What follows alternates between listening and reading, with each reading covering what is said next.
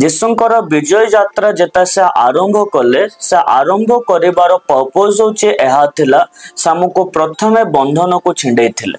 ଯୀଶୁଙ୍କର ବିଜୟ ଯାତ୍ରା କ'ଣ ଅଟେ? ଏ ଗର୍ଦ୍ଧବି କିଏ ଅଟେ? ଏ ଗର୍ଦ୍ଧବି ଆମେ ହିଁ ଅଟୁ। ଯୋଉ ଗର୍ଦ୍ଧବି କ'ଣ ଅଟେ? ବନ୍ଧା ହେଇକରି ଅଛି। ଆମେ ବି ନିଜ ଜୀବନରେ ପାପରେ ଥିଲୁ। ଆମେ ବି ବିଭିନ୍ନ ପ୍ରକାର ଜାଗତିକ ବିଭିନ୍ନ ପ୍ରକାର ଅସୁଚିତା ବିଷୟରେ ଆମେ ବନ୍ଧା ହେଇଥିବା ଦ୍ୱାରା ଯୋଉମାନଙ୍କ ପାଖରେ ଆମକୁ ବୁଦ୍ଧି ନଥିଲା, ଜ୍ଞାନ ନଥିଲା, କୌଣସି ମାନ ନଥିଲା, କୌଣସି ସମ୍ମାନ ନଥିଲା। କାରଣ ଗଧକୁ କେବେ ବି ମାନ ସମ୍ମାନ ଜ୍ଞାନ এই প্রকার লোকে কেবে भी রেসপেক্ট দিয়ন্তে ନାହିଁ। तो ये जो गर्धवी कथा ये मेंशन करा गला ए गर्धवी एक्चुअली किए अटे? ए गर्धवी होचो आमे माने जो माने पूरा बंधा होकर शैतान रो कंट्रोल रे अछु। शैतान रो कंट्रोल रे रही करे शैतान आमको बांधी के रखिथिबा समय रे यीशु निजर विजय यात्रा को आरंभ करले जेतबा से प्रथम कमांड को कले जे जाओ तुमे माने प्रथमे जाई करे ए गर्धवी को बंधा है ताको तुमे बाहर कर दियो तारो बंधन को फेटे देकर मनिकट को नहीं आस यह कहले। तो प्रभु आमर जीवन जिता से विजय यात्रा को आरंभ कले आम सम्मुखरे थिबा शैतान को से पराजित करके विजय यात्रा आरंभ कले।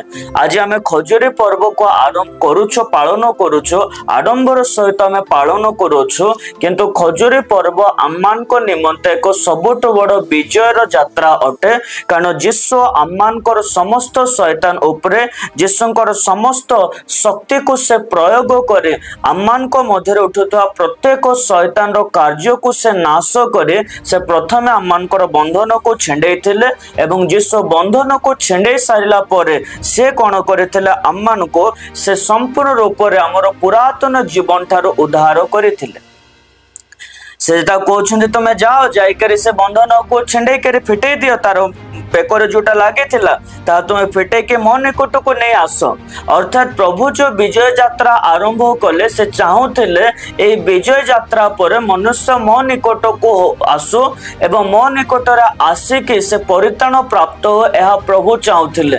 प्रभुंकर विजयर यात्रार कारण होचे से आमको प्रथमे डेलीवर्ड करने विजय यात्रा कले से आमको पापठू उद्धार करने सहित नाना प्रकार बंधन आमको मुक्त करने से विजय यात्रा करथिले। खाली खजुरी पर्व आकार आम पालन करुछु ता सत किंतु यह आम पाई एक सबुठारु उद्धार एवं सबुठारु बड़ बड़ बंधन छिंडिबार एक रास्ता होइथिला यीशुंकर विजय यात्रा।